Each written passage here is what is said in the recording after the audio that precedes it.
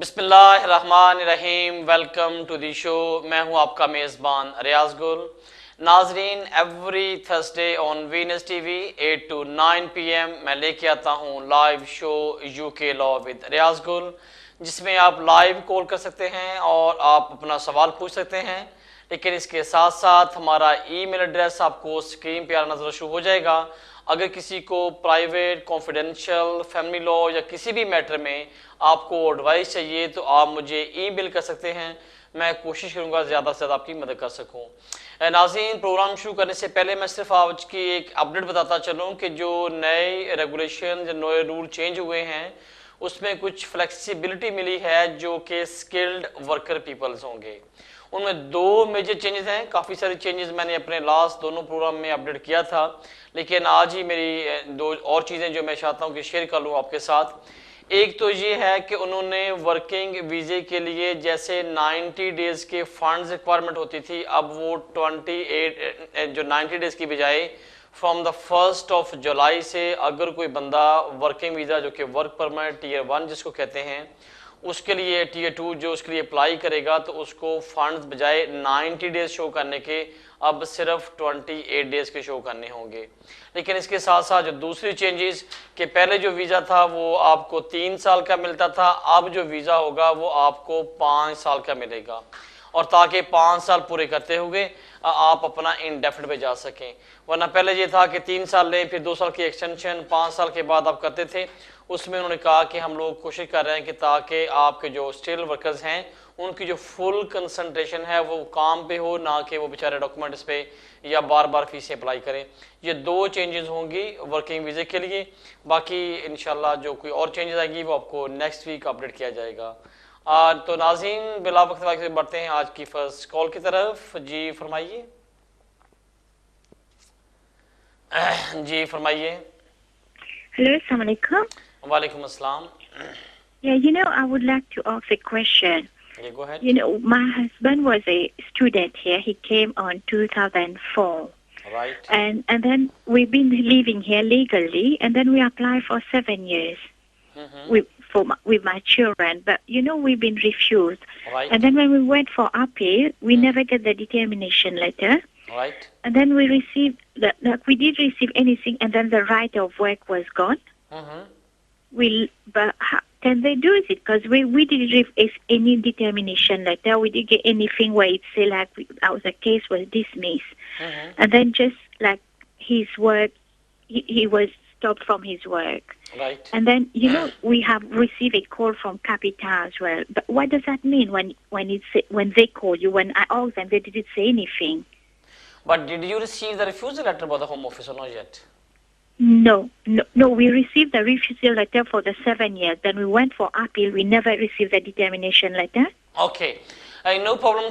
First of all, thanks for your call. Madam, if you made the application to the Home Office with a valid leave, normally if they refuse, you will get the right of appeal. As the same is happening in your case, you made the application was refused, but you got right of appeal, and you exercise your right of appeal against the Home Office decision. So it means you are right to live in here and exercise your exercising your rights. But the thing is, when your application is refused, automatically the Capita people, they get the information from the Home Office. But now you launch the appeal, you or your solicitor should inform to the Capita people, yes, of course our application was refused, but we got the right of appeal, and we already exercised our appeal, and the appeal has been lodged to the AIT. Their letter, all the information is more than enough for the Capita people, and they will stop to chasing up or calling you. Thanks for your call. बढ़ते हैं next call की तरफ। जी फरमाइए। Hello. जी फरमाइए। गुलाम साहब, सलाम वालेकुम। वालेकुम अस्सलाम। ओके सर, मेरा जो स्टोरी है वो मैं पहले आपको बता देता हूँ, बाद में मैं आपको मेरा क्वेश्चन करता हूँ। मैं, मेरी वाइफ, मेरे 2 बेटे, हम एक साथ विजिटर वीजा इंडिया से आए थे 12 सितंबर 2005 में। जब हम आए तब मेरे दोनों बेटे, 1 is 7 and 1 is 9, राइट। अभी बाद में हमने 7 years रूल्स में अप्लाई किया था, नवंबर 2012 में। बाद में वो लोगों ने हमेरा रिफ्यूज कर दिया तो ठीक। 2013 में। ठीक बाद में मेरे सॉलिसिटर ने वो लोगों ने हमको, होम ऑफिस ने हमको अपील भी नहीं दिया था। ठीक तो हमने फिर, मेरे सॉलिसिटर ने हाई कोर्ट में चैलेंज किया, ठीक तो हाई कोर्ट से हमें ग्रांटेड कर दिया। ठीक बाद में मेरे सॉलिसिटर ने होम ऑफिस को बताया, सॉरी ट्रेजरी सॉलिसिटर को बताया कि हमें ग्रांटेड मिल गई है, अब हमारे साथ सेटल करने के लिए तैयार है। ऐसा क्वेश्चन रखा तो होम ऑफिस भी सेटल होने के लिए तैयार हो गई। बाद में क्या हुआ, होम ऑफिस ने हमको एक लेटर भेजा, उसके अंदर वो लोगों ने हमारे पास 8 एविडेंस मांगा है। बच्चे का स्कूल का अभी क्या कर रहा है क्या नहीं, हमारा फैमिली फोटोग्राफ, डॉक्टर का डॉक्टर ठीक। अब NHS सवाल का क्या आपका, रिपोर्ट, सवाल क्या, मैं everything, समझ लगी सारी बात सब की, कुछ सवाल हमने क्या आपका? रेडी कर दिया है। अभी हमको भेजना है, पर होम ऑफिस जो लेटर भेजा है होम ऑफिस में, उसमें वो लोगों ने कुछ लिखा है इंग्लिश में कि हमें कंसीडर या कॉन्स्पेक्ट ऐसा कुछ लिखा है कि ऐसा कर दिया है। तो अब आगे क्या लगता है आपको कि क्या होगा क्या ठीक, नहीं? थैंक्स फॉर योर और कॉल। मेरा दो जी, सवाल क्या आपका, बोले ईयर क्या यूनी पूछे में प्लीज। जाने वाला था, तो यूनी में बोल रहे हैं कि भाई आपके पास पासपोर्ट नहीं है तो हम आपको अलाउ नहीं कर सकते हैं, तो हम उसका वेट कर रहे हैं। तो अब ओके, पता आप नहीं अब मेरे क्या मैंने होगा मुझे क्या आपका नहीं। सवाल समझ लग गया। प्लीज टीवी पे आप देखें, मैं आपको आंसर करता हूँ। देखिए, आपने 7 इयर्स की बेस पे अप्लाई किया, रिफ्यूज हो गया, आपको अपील नहीं मिला, आप हाई कोर्ट में चले गए। हाई कोर्ट में होम ऑफिस ने आपकी फेवर में डिसाइड कर दिया कि हम कंसेंट ऑर्डर आपके साथ साइन करते हैं आपको, या हाई कोर्ट ने आपके फेवर में डिसीजन दे दिया।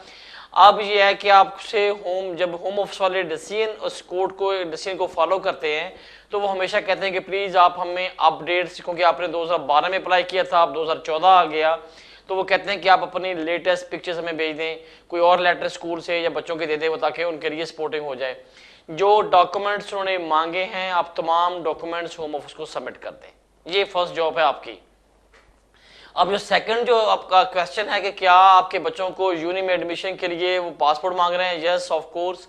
आजकल जितने भी इंस्टीट्यूट हैं, स्पेशल यूनिवर्सिटी, वो कहते हैं कि एटलीस्ट हमें 2 चीज़ें दें, या तो उसके पास वैलिड लीव है और आपकी प्रूफ ऑफ आईडी दें। अब अगर आपके पास कोई अपना अपना पासपोर्ट है जिस कंट्री से भी आप यहाँ पे आए थे, वो साथ भेज दें, और जो कोर्ट ने आपकी फेवर में डिसीजन दिया था, जो दोनों चीज़ें अटैच कर दें, तो होपफुली यूनिवर्सिटी को इस बात को एक्सेप्ट करना चाहिए।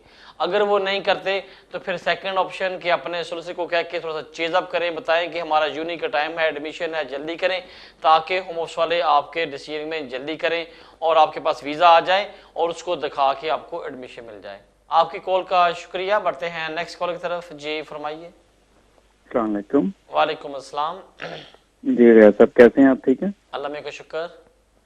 अच्छा मेरे 2-3 क्वेश्चन है। पहले हमें तो मैं डिस्क्रिशनरी लीव मिली थी, तो अब हमने इंडेफिनिट अप्लाई करना है। ठीक।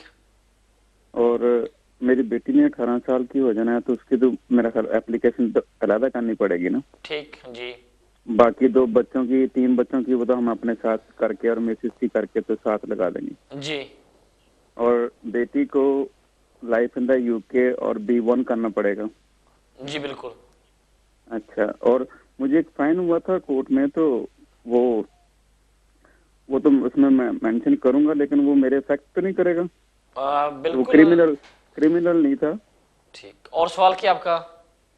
और मेरा ये है कि जब हम अप्लाई करेंगे तो तकरीबन आजकल कितनी देर लगा रहे हैं? ठीक, और सवाल क्या आपका? बस यही है, यही। Thank you. टाइम नॉर्मली 2 से 3 माह लग रहे हैं। अगर आप डिस्कशन लीव की बेस पे इंडेफिनिट अप्लाई करते हैं तो तकरीबन 3 महीनों में डिसीजन आ रहा है, लेकिन एनीवे 3 से 4 माह आप एक्सपेक्ट कर लें।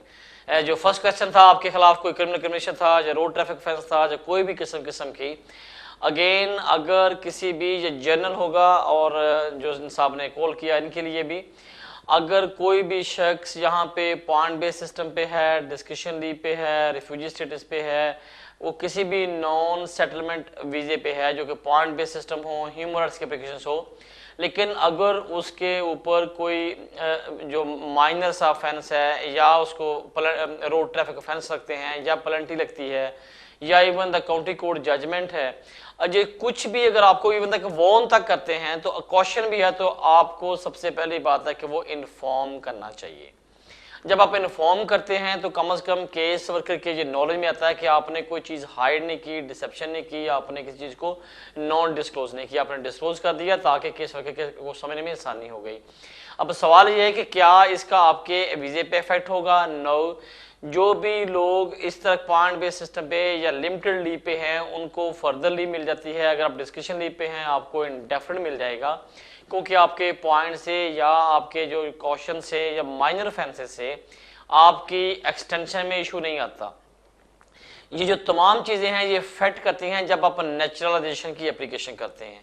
इसलिए फिर वहाँ पे उन्होंने एक डायग्राम बनाई है कि अगर आपका ऑफेंस ए कैटेगरी का है तो आप 3 साल के लिए बैन है, अगर बी का है तो 5 साल के लिए बैन है, या अगर बिल्कुल छोटा है तो उसमें कोई आपको कंडीशन नहीं है। वो सिर्फ और सिर्फ जब आप नेचुरलाइजेशन की एप्लीकेशन करते हैं उस पर ज़्यादा इफेक्ट करता है। लेकिन मेन जो मेरे क्वेश्चन आंसर का थीम वो ये है कि आप अगर कोई मसला हो या कोई आपके खिलाफ कोई इशू आई हो चीज़, वो बिल्कुल डिस्क्लोज करें ताकि आपको जो सीरियस कॉन्सिक्वेंसेस आपको फेस ना करने पड़े। आपकी कॉल का शुक्रिया। बढ़ते हैं नेक्स्ट कॉल की तरफ। जी फरमाइए। हेलो अस्सलाम वालेकुम। वालेकुम अस्सलाम। ब्रदर मेरे यहाँ से 2 क्वेश्चन है। पहला क्वेश्चन ये, अगर किसी पे डिपोटेशन ऑर्डर लगे हों जी तो क्या अगर कुछ ऐसे हालात हो जाए तो वो रिमूव कर देते हैं कि नहीं करते? दूसरा ये है कि मेरा बेटा अपना 6.5 साल का हो गया और मैंने यहाँ पे असाइलम अप्लाई किया था, 9 साल हो गए हैं, अभी तक मुझे कोई जवाब नहीं आया। क्या मैं अपने बच्चे के बिहाफ पे मैं इंडेफिनेट अप्लाई कर सकती हूँ? दूसरी बात यह है कि मैं होम ऑफिस के घर में ही रह रही हूँ, नाज से मैं बेनिफिट ले रही हूँ, और आफ्टर पहले मैं 3 माह के बाद साइन पे जाती थी, अब उन्होंने मुझे लास्ट मंथ ना 6 माह के साइन पे कर दिया। उनके साथ टच में हूँ मगर वो मुझे कोई आंसर नहीं दे रहे, कुछ नहीं, कोई एप्लीकेशन नहीं आ रही, कोई जवाब नहीं आ रहा मुझे। तो अब मैं कहती हूँ क्या मैं अपने केस को छेड़ूं कि ना छेड़ूं? मुझे 2 सवालों के जवाब चाहिए। मैंने कोई सवाल पूछा शायद। ठीक है, एनीवे आपकी कॉल का शुक्रिया मैडम। जो आपका क्वेश्चन है, आपने असाइलम क्लेम किया, असाइलम की जो एप्लीकेशन है हम ऑफिस में कोई डिसीजन नहीं ले रहे, लेकिन इसके साथ साथ आपको उन्हें अकोमोडेशन दी हुई है, आपको मेंटेनेंस जो उसका नेस दे रहा है वो भी आपको मिल रहा है। ये गुड साइन कि आप होम ऑफिस के साथ टच में हैं। इसमें नॉर्मली ये मेरी कोई एडवाइस तो नहीं, लेकिन जनरल अगर जितना इसमें वो होम ऑफिस डिले कर रहा है, लॉन्गर कर रहा है, वो आपकी फेवर में जा रहा है, इसलिए आपको उनको ज़्यादा पुश चेज करने की ज़रूरत नहीं है। मेरी आपको एडवाइस ये होगी। लेकिन सेकंड जो आपका सवाल था कि अगर आपके खिलाफ किसी के खिलाफ रिमूवल डायरेक्शन इशू हो जाए, यस, रिमूवल डायरेक्शन पे एक कंडीशन है कि जब रिमूवल डायरेक्शन आपके खिलाफ इशू होते हैं तो उसके बाद जो भी आपने टाइम गुजारा हो वो आपके वो जो 10 ईयर्स 20 ईयर्स या बाकी टाइम पे आप उसके आपका क्लॉक बेसिकली उस दिन से स्टॉप हो जाता है। लेकिन अगर किसी ऐसे बंदे को रिमूवल डायरेक्शन इशू हुए हैं और उसके पास बच्चे हो गए और आते हुए असाइलम क्लेम किया था, फिर बच्चे हो गए, 7 साल गुजार लें, अब क्योंकि new regulation for the family routes, अगर वो उसमें क्वालिफाइड करता है, हमेशा बच्चों के जो इंटरेस्ट है उसको प्राइमरी कंसिडर करते हुए होम ऑफिस वाले फिर शायद कुछ और चीज़ डिसाइड करें। क्योंकि आपका जो मैटर है मुझे लगता है कि शायद आपने असाइलम क्लेम किया हुआ है, अभी आपको रिफ्यूजी स्टेटस नहीं मिला, लेकिन वो पेंडिंग है, क्योंकि सारी चीज़ें आपको एक्सरसाइज हो रही हैं, मिल रही हैं। बेटर है कि जो और टाइम मिलेगा ताकि जब बच्चा आपका 7 साल का होगा तो आपके पास एक सेकंड ऑप्शन भी आ जाएगी कि आप 7 साल के बेस पे, बच्चे के बेस पे भी आप अप्लाई कर सकते हैं। इसलिए इसको ज़्यादा पुश या ज़्यादा फोर्स ना करें। लेकिन एनीवे होम ऑफिस अपना काम कर रहा होता है। इसका मतलब ये नहीं कि अगर आप लेटर लिखें तभी होम ऑफिस रिप्लाई करेंगे, वो ऑटोमेटिक आपके केस पे कर रहे हैं। जब भी जो केस वर्कर को कुछ ज़रूरत होगी वो आपको कॉन्टैक्ट कर लेंगे, वरना जो आपका केस है जब केस वर्कर देखेगा तो आपको इन्फॉर्म कर देगा। आपकी कॉल का शुक्रिया। बढ़ते हैं नेक्स्ट कॉल की तरफ। जी फरमाइए। जी अस्सलाम वालेकुम। वालेकुम अस्सलाम। रियाज भाई, 2 छोटे सवाल पूछने हैं। जी बिस्मिल्लाह। मैं 2004 में इधर आया था, तो मेरी बीवी ने मुझे ज्वाइन किया था 2010 में। ठीक। तो अभी मुझे 10 साल होने वाले हैं, लेकिन मेरे तकरीबन 37 डेज कम है इंडेफिनेट अप्लाई करने, वो 10 साल पूरे होने में। ठीक। तो मैंने पूछना था कि वो 37 डेज मैं पहले अप्लाई कर सकता हूँ, क्योंकि मुझे किसी ने बताया कि वो जो डेट ऑफ डिसीजन होता है ना, वो उधर से आपके पिछले 10 साल काउंट करते हैं। तो वो कह रहे थे कि 37 दिन तो गुजर जाएंगे आपके वो डिसीजन लेने तक, तो यहाँ फिर वो डेट ऑफ एप्लीकेशन मेड से वो काउंट करते हैं। एक तो ये सवाल हो गया। तो दूसरा मैंने पूछना था कि मैं मिसेस का साथ कैसे अप्लाई करूंगा? कुछ 4 साल हो गए मेरे साथ रहते हुए। आपके पास वीजा क्या है? आपके पास वीजा क्या है? मेरे पास PSW वीजा है सर। ठीक, आपकी कॉल का शुक्रिया। देखिए, जो फर्स्ट क्वेश्चन है, नॉर्मली रूल्स ये कहते हैं कि अगर आप 10 साल लॉन्ग लीगल रेजिडेंसी की बेस पे अप्लाई करते हो तो आपको 10 साल यहाँ पे रहना चाहिए, और 10 साल पूरे होने से 28 डेज पहले अप्लाई करते हैं तो कोई प्रॉब्लम नहीं है। लेकिन अब आपका जो थोड़ा सा 7-8 दिन का डिफरेंस आ रहा है, आइडियली अगर किसी के पास कोई ऑप्शन हो तो सेकंड लीव अप्लाई कर लो जब हो जाए, ताकि प्रॉपरली आपको किसी भी किस्म की कोई इशू ना आए। लेकिन मुझे लगता है कि आपके केस में कोई सिर्फ 7-8 डेज का डिफरेंस आ रहा है। अगर आप उससे पहले भी अप्लाई कर देंगे, जब तक आपकी पेमेंट जाएगी, रिसीव होगा, चेक क्लियर होगा, फिंगरप्रिंट होंगे, तो डिसीजन तक नॉर्मली वो बात आपकी ठीक है, 10 साल पूरे हो जाएंगे। देयर इज ऑप्शन गुड है कि आप उसमें अप्लाई कर सकते हैं डायरेक्ट इंडेफिनिट के लिए। जो आपकी मिसेस का, क्योंकि वीज़ा आपका ख़त्म हो रहा है, आपकी मिसेस आपकी डिपेंडेंट हैं, तो उसको फिर आपके साथ ही एप्लीकेशन करनी होगी। आप इंडेफिनिट के लिए अप्लाई करेंगे और आपकी जो मिसेस है वो आपके डिपेंडेंट ऑफ द इंडेफिनिट के लिए अप्लाई करेगी, ताकि दोनों की एप्लीकेशन वहाँ चले जाएंगी। जब आपको IR मिलेगा, आपकी मिसेस को उसके बाद आपके डिपेंडेंट वीज़ा मिलेगा। लेकिन बस आप पे जो कंडीशन है वो ये है कि आपने अपने जो इनकम थ्रेशोल्ड है वो, अगर आपकी वाइफ अकेले है यहाँ पे तो 18,600, अगर 7 बच्चे हैं तो जो जिस कैटेगरी में क्वालिफाइड करते हैं, अगर एक बच्चा है तो 22,400, 2 बच्चे हैं तो 24,800 पाउंड। तो इस तरह की जो भी रिक्वायरमेंट्स है वो लास्ट 6 मंथ में अपने इनकम की हो, प्रूफ लगा के साथ अप्लाई कर दें, तो मेरा ख्याल है कोई प्रॉब्लम नहीं होना चाहिए। आपकी कॉल का शुक्रिया। बढ़ते हैं नेक्स्ट कॉल की तरफ। जी फरमाइए। अस्सलाम वालेकुम। वालेकुम अस्सलाम। जी, वो मेरा सवाल ये था कि मैंने, मेरी बीवी के पास है डिस्क्रिशनल लीव, ठीक 3 साल की। ठीक। तो मैंने उनकी बिहाफ पे किया था, और मेरी एक बेटी भी यहाँ पे बोर्न हुई है और उसकी उम्र 3.5 साल है। ठीक। तो उन्होंने मुझे रिफ्यूज कर दिया है कि उन्होंने कहा कि आपकी बीवी और बेटी के पास सेटलमेंट वीजा नहीं है और ना ही उनके पास ब्रिटिश पासपोर्ट है। तो अब मुझे कुछ लोगों ने मशवरा दिया है कि उनको आप, क्योंकि आपकी बच्ची 3 साल से ऊपर है, इसलिए उनको आपको वो अपील का राइट देना चाहिए था। तो यहाँ आपको जुडिशियल व्यू में जाना चाहिए। तो मुझे कोई समझ नहीं आ रही, आप कुछ आपको पहले 3 साल की डिस्कशन मिली थी? क्या मिला था आपको पहले? जी, पहले आपके पास वीजा क्या था? मेरा पहले पास मैंने FLR एप्लीकेशन की हुई थी। ओके। और आपके मिसेज और आपके उनके मिसेज के पास वीजा क्या है? डिस्कशन लीव है? जी, डिस्कशन लीव है 3 साल की। ठीक। जो किसी ने आपको एडवाइस किया, मैं शायद उस पर तो कमेंट्स नहीं करता, लेकिन जो शॉर्ट ये है कि जो आपको अगर अप्लाई किया था, रिफ्यूज़ हो गया, सबसे पहली बात तो यह कि वो रिफ्यूज़ल किसी को डिस्कस करें, अपने सोलिसिटर के साथ बताएं कि वो क्या क्या आपके पास ऑप्शंस हैं। नॉर्मली अगर आप एप्लीकेशन करें, वो रिफ्यूज़ हो जाए, राइट ऑफ अपील ना हो, तो आपके पास एक ऑप्शन होती है कि आप जुडिशियल रिव्यू में जाके आप अपर ट्राइब्यूनल में सीख करें कि, या उनसे रिक्वायर्ड करें कि हमें, मुझे सबसे पहले तो मेरा वीज़ा क्वालिफाइड का था, वीज़ा मिलना चाहिए था। अगर वीज़ा नहीं दिया तो कम से कम मुझे राइट ऑफ अपील दिया जाए, ताकि मैं कोर्ट में जाके अपने केस को चैलेंज को फाइट कर सकूं। और जो होम ऑफिस ने डिसीजन दिया है वो फेयर नहीं है, अनलॉफुल है, या उसमें जो चीज़ें आपने प्रोवाइड की थी उनको प्रॉपर कंसिडर नहीं किया गया, ये ऐसे फैक्ट्स हैं जो उन्होंने बिल्कुल ओवरलुक किए हैं। तो मैं चाहता हूं कि मैं कोर्ट में जाकर इनको चैलेंज करूं। दोनों ऑप्शंस, अगर आपके पास ऐसा प्रूफ है, बिल्कुल आप उनको GR में डालें और उसके बाद अपने तमाम प्रूफ लगाएं, ताकि जज हैं वो जब होम ऑफिस वाले और आपका डिफेंस दोनों के डॉक्यूमेंट्स जाएंगे तो फिर हाई कोर्ट के जो अपर ट्राइब्यूनल के जज हैं वो इसको कंसिडर करते हुए एक डिसीजन बनाएंगे। बिल्कुल आपको एप्लीकेशन करनी चाहिए। आपकी कॉल का शुक्रिया। नाज़रीन, टाइम हुआ छोटी सी ब्रेक का, स्टे विद अस, मिलते हैं वक्फे के बाद। Welcome back after break. नाज़रीन, बढ़ते हैं फर्स्ट कॉल की तरफ। जी फरमाइए। जी फरमाइए। हेलो, अस्सलाम वालेकुम। वालेकुम अस्सलाम।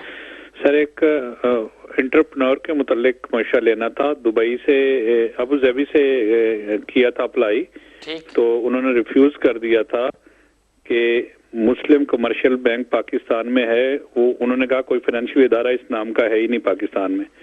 तो हमने रिव्यू में डाला, तो रिव्यू में उन्होंने कहा कि हाँ दूसरे के सारे पॉइंट दे दिए। तो फिर उन्होंने साथ ही इंटरव्यू कॉल कर लिया। इंटरव्यू कॉल करके फिर उन्होंने कहा कि इंग्लिश में इंटरव्यू किया, जबकि हमने एप्लीकेशन में उर्दू लिखा था कि उर्दू इंटरप्रेटर चाहिए हमें। उर्दू इंटरप्रेटर उन्होंने नहीं दिया।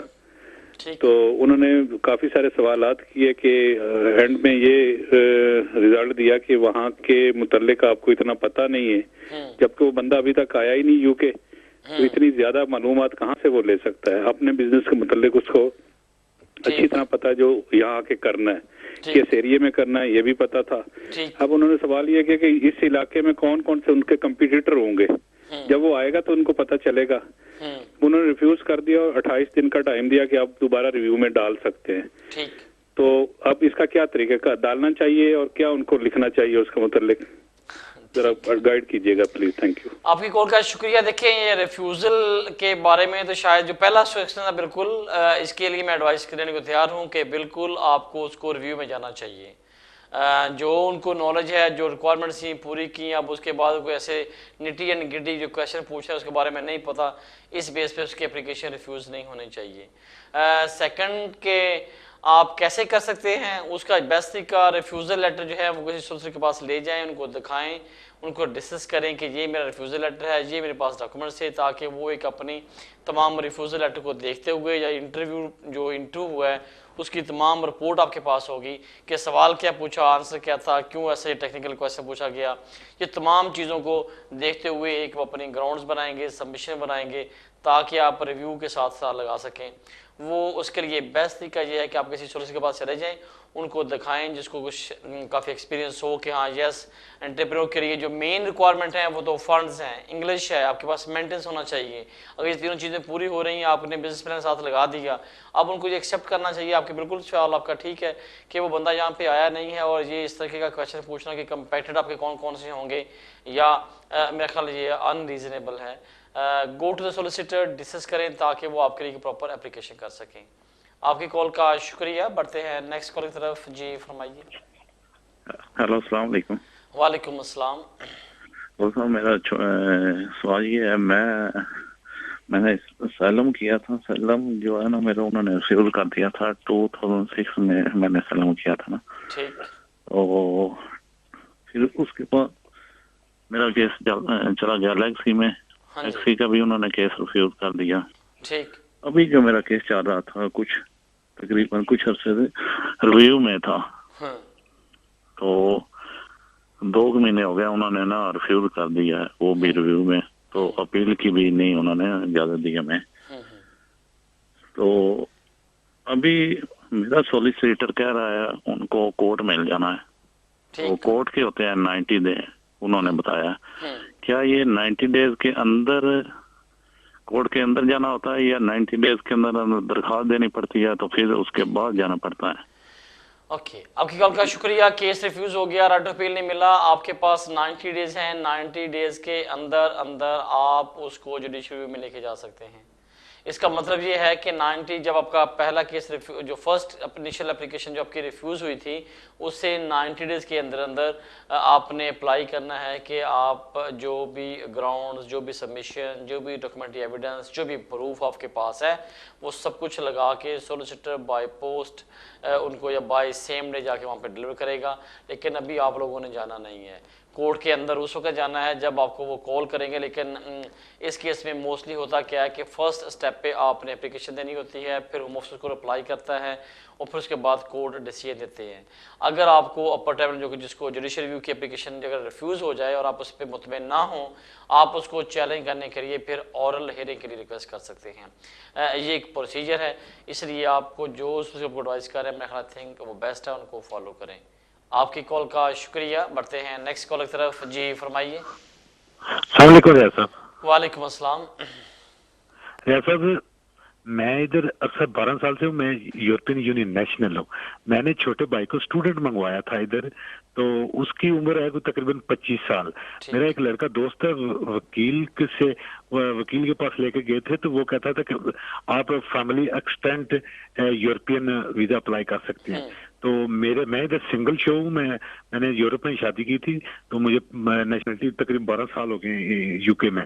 तो वो कह रहे हैं कि अपने तुम घर के तुम्हारे साथ रहता है तो तुम सारी उसका खर्चा वगैरह करते हो और वाले साहब से तुम अडॉप्टेशन लेटर मंगवा लो। मैं इधर सिंगल शो हूँ हर तरफ से, तो मैं सारा कुछ उसका फीस वगैरह मैंने कुछ दिया है।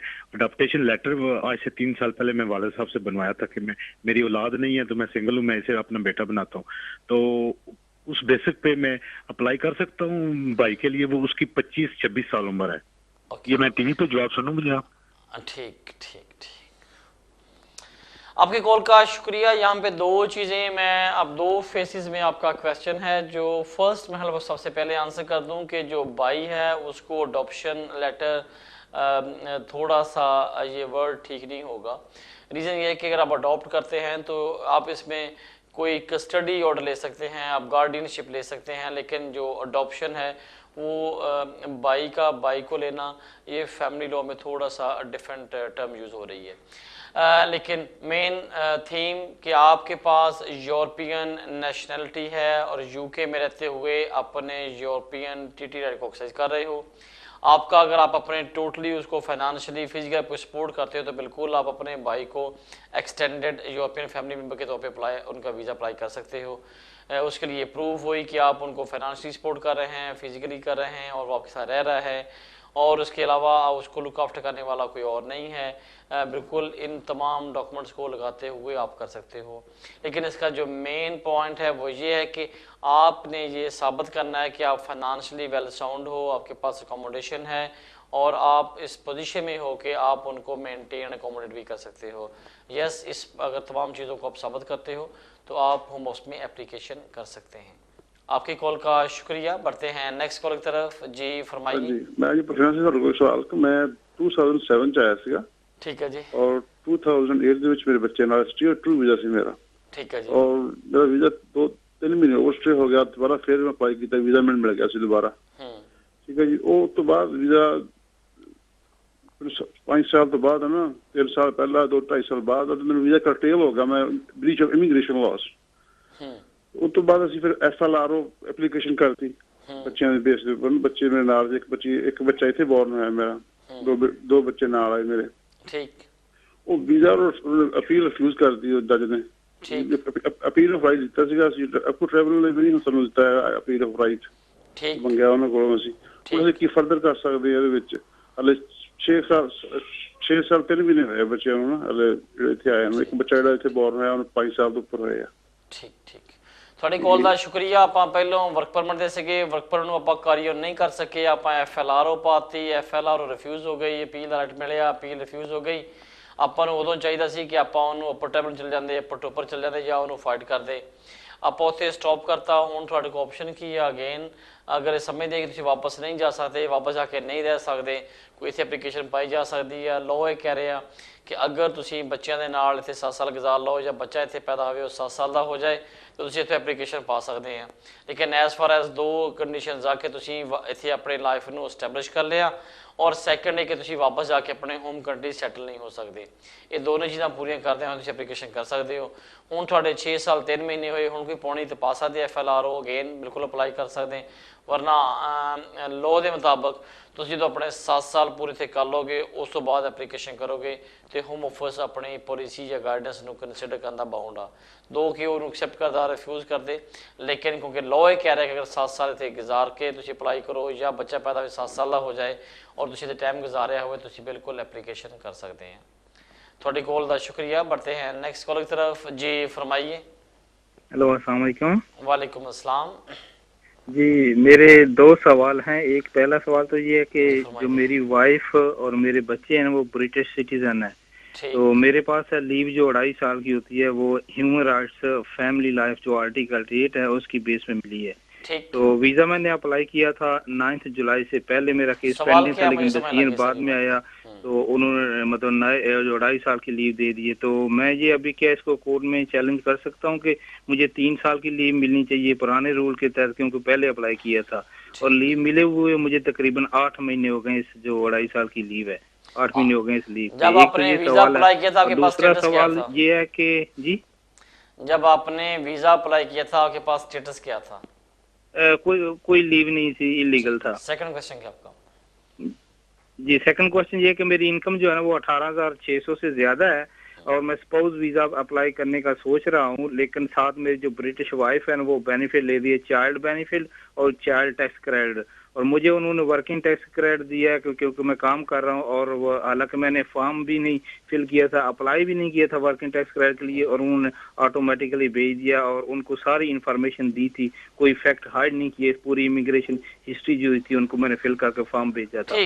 तो अब ये पूछे, ये 3 बेनिफिट जो है, child benefit, child tax credit और वर्किंग टैक्स, क्या ये स्पाउस वीजा पे मतलब नेगेटिव इफेक्ट करेंगे या कि मतलब ये बेनिफिट से अफेक्ट नहीं करेंगे?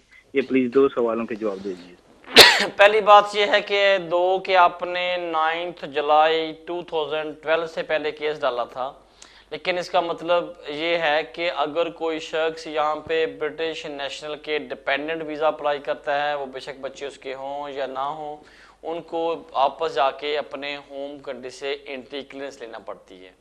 लेकिन जिन लोगों के बच्चे होते हैं, फैमिली को वो बच्चों के जो इंटरेस्ट है उसको प्राइमरी कंसिडर करते हुए अमूमन होम ऑफिस यूज टू था कि वो आपको 3 साल की डिस्कशन देते थे कि आपको के साथ में बेसिकली वर्ड यूज़ करता हूँ वो हमदर्दी की बिना पे, कोई ये रूल्स नहीं है कि पेट रूल के होम ऑफिस को have to have the follow, ये कोई ऐसा रूल्स नहीं था। वो आपको हमदर्दी करते हुए कहते हैं कि ठीक है, अगर आप वापस नहीं जा सकते या बच्चों के होते हुए आपका वापस जाके एंट्री लेना ये अनरीजनेबल है, हम आपको यहाँ पे डिस्कशन देते हैं। लेकिन क्योंकि जून जुलाई में ये लॉ चेंज हो गया, अब उन्होंने इसको 10 इयर्स के रूट पे डाल दिया, 1.5 साल की। मेरा ख्याल है कि इस बात से चैलेंज करना कि मैंने पुराने रूल्स में डाला था, क्योंकि आपने तो इमिग्रेशन रूल्स में अप्लाई नहीं किया, आपने तो भी एप्लीकेशन डाली थी FLRO out of the immigration rules कि मुझे हमदर्दी करो, मेरे साथ मुझे वीज़ा दिया जाए। तो इसलिए शायद इस ग्राउंड्स पे इसको चैलेंज करना मेरे ख्याल में इतना स्ट्रॉन्ग नहीं होगा। जो दूसरा आपका इसमें पार्ट आता है कि अब अगर आपके पास इनकम सफिशिएंट हो गई है, सब कुछ हो गया है, यहाँ पे रहते हुए जब आपको डिस्कशन लीव मिल जाती है और उसके बाद आप दोबारा जो फैमिली रूट वाले हैं अब दोबारा स्पाउस पे जाएंगे, तो मुझे लगता है कि शायद वो आपकी एप्लीकेशन को इंटरटेन नहीं करेंगे।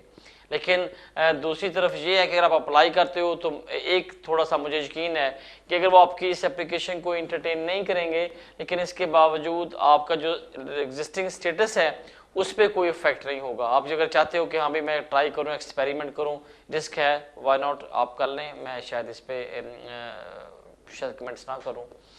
लेकिन इसके साथ साथ जो अगला सेकंड पार्ट है, सिर्फ इनकम को साबित करना is not a sufficient job. Dependent वीज़े के लिए 2 कंडीशंस हैं। फर्स्ट ये है कि आपकी इनकम इतनी हो कि आप थ्रेशोल्ड को मीट कर रहे हो, लेकिन साथ ही साथ आपने ये भी इस्टेब्लिश करना है कि आप अपने आप को, अपनी फैमिली को without recourse to the public fund या स्टेट के बेनिफिट के बगैर अपने आप को मेंटेन अकोमोडेट कर सकते हैं।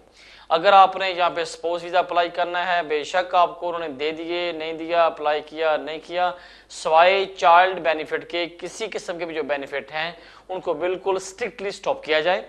उसके बाद 6 मंथ में जो आपकी तमाम इनकम्स हैं उसको जो थ्रेशोल्ड पूरा हो रहा है उसको पूरा किया जाए और करके एप्लीकेशन की जाए, तो बिल्कुल आपको राइट है, कर सकते हैं। लेकिन अगर आप इस सिनेरियो में या इस सिचुएशन में करते हो तो शायद जो आप बेनिफिट भी ले रहे हैं ये आपकी एप्लीकेशन पे नेगेटिव इम्पैक्ट कर सकते हैं।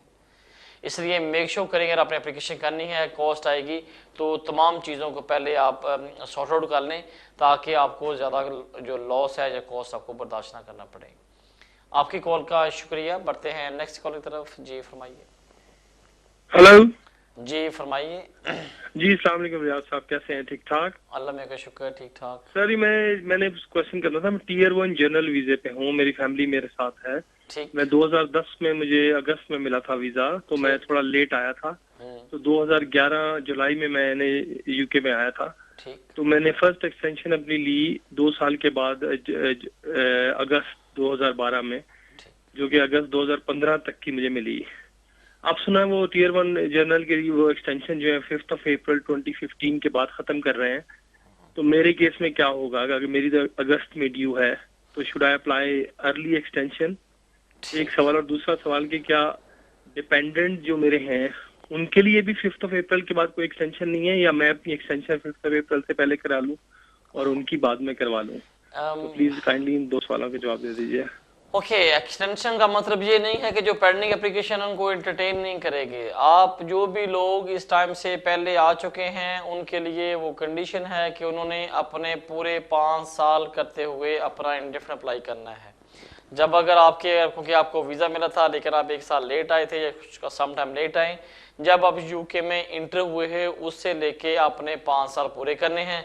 इसलिए अगर आपका वीज़ा पहले ख़त्म हो रहा तो बिल्कुल आप और आपके डिपेंडेंट दोनों इंटाइटल होंगे कि वो आप एक्सटेंशन अप्लाई करें। वो बेशक 2 साल की मिलती, साल की मिलती, लेकिन जब आपका वो टाइम 5 साल का पूरा हो जाएगा तो आप क्वालिफाइड करोगे कि तमाम जो रिक्वायरमेंट्स आप पूरी करते हुए अपनी इंडेफिनिट की एप्लीकेशन कर सकें।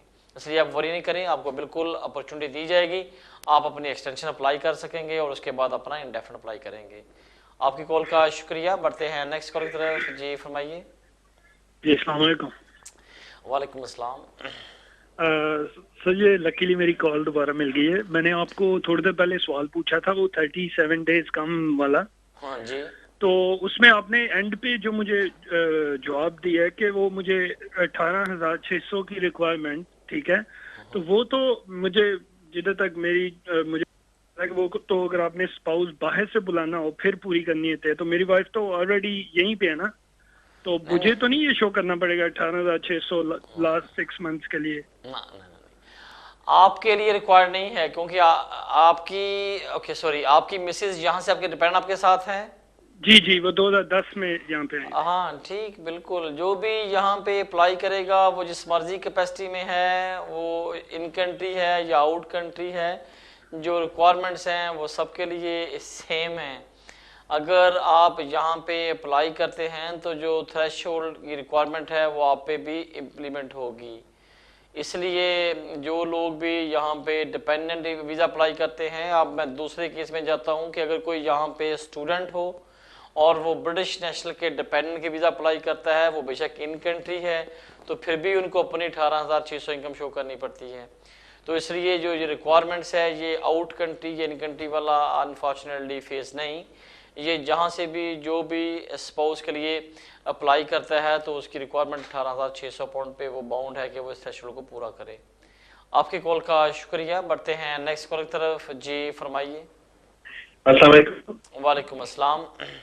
जी मैं 2002 में आया था एज अ स्पाउस, तो मुझे इंडेफिनेट स्टे मिली थी। फिर मैं अपनी मिसेस से इलादा हो गया था, तो मैंने पाकिस्तान जाके एक और शादी कर ली है, मेरा एक बच्चा भी है वहाँ पर।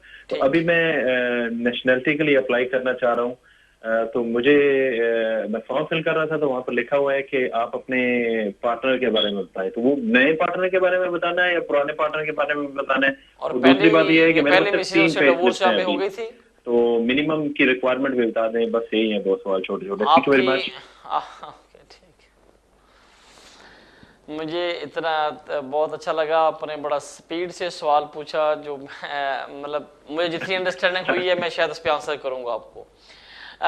जब आपने फर्स्ट मैरिज की थी उसके बाद आपकी डिवोर्स हो गई, तो अब आपने दूसरी शादी कर ली। अब आपकी अगर वो पार्टनर के बारे में पूछते हैं तो वो आपके लिए रेलेवेंट क्वेश्चन सिर्फ पार्टनर जो आपके होम कंट्री में उसकी डिटेल्स हैं।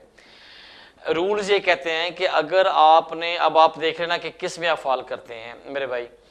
लॉ के मुताबिक अगर आप यहाँ पे यूके में आए और उसके स्पाउस वीज़े पे, तो आपको 3 साल के बाद नेशनलिटी मिल जाती है एज फार एज आपका रिलेशनशिप सबसिस्टिंग हो। लेकिन अगर किसी बंदे को 2 साल के बाद इंडेफिनिट मिले और मिस्टर और मिसेज जो है वो दोनों सेपरेट हो जाए, डिवोर्स हो जाए, तो वो अगले नेक्स्ट ईयर अपनी नेशनलिटी अप्लाई नहीं कर सकता। फिर उसको टोटल फ्रॉम फर्स्ट डे से लेके 5 साल वेट करना पड़ता है ताकि वो 5 साल के बेस में जाके नेशनलिटी अप्लाई कर सकता है। लेकिन आपके केस में मुझे लगता है क्योंकि आपने यहाँ पे लीगली 8-9 साल गुजार लिए, अगर आपकी सेपरेशन हो भी गई स्टिल आप इंटाइटल हैं कि आप अपनी नेशनलिटी की एप्लीकेशन कर सकें। जो स्पाउस का पूछ रहे हैं वो अगर आप स्पाउस पे रहते हुए क्लेम करते हुए 3 साल वाली कैटेगरी में अप्लाई करते हैं तब वो रेलिवेंट है, वरना अगर आपने डालना भी होगा तो इन्फॉर्मेशन तो वो आपकी जो स्पाउस आपके होम कंट्री शायद अपने पाकिस्तान में बोल रहा है, जो वहाँ पे हैं उनका ही बोलेगा, क्योंकि जो आपकी जिससे डिवोर्स हो गई वो आपकी स्पाउस जब आपकी पार्टनर नहीं है। आपकी कॉल का शुक्रिया। नाज़रीन, हमारा ईमेल एड्रेस स्क्रीन पे नज़र आ रहा है। अगर किसी को इमिग्रेशन से, फैमिली लॉ से, कन्वेंसिंग, पर्सनल इंजरी या कोई डिटेल या कॉन्फिडेंशियल एडवाइस चाहिए तो आप लाइव कॉल के साथ साथ मुझे ईमेल भी कर सकते हैं। और अगर हमें सर्च करना हो अगेन लॉ सोसाइटी या जो भी जितने भी जो टूल्स होते हैं किसी भी तरीके से आप हमें सर्च कर सकते हैं अगर फर्दर एडवाइस चाहिए। तो बढ़ते हैं नेक्स्ट कॉल की तरफ। जी फरमाइए। मुझे शायद कंट्रोल से पता चला कि प्रोग्राम का टाइम ख़त्म हो गया। नाज़रीन, मेरा और आपका साथ जहाँ तक, जिन्होंने हमारे प्रोग्राम में कॉल किया सराहा उनका शुक्रिया। जिनकी हम कॉल नहीं ले सके वो मुझे ईमेल करके अपना सवाल पूछ सकते हैं, वरना next Thursday at same time 8 to 9 PM on Venus TV पे मुलाकात होगी। मुझे इजाज़त दीजिए। अल्लाह हाफिज़।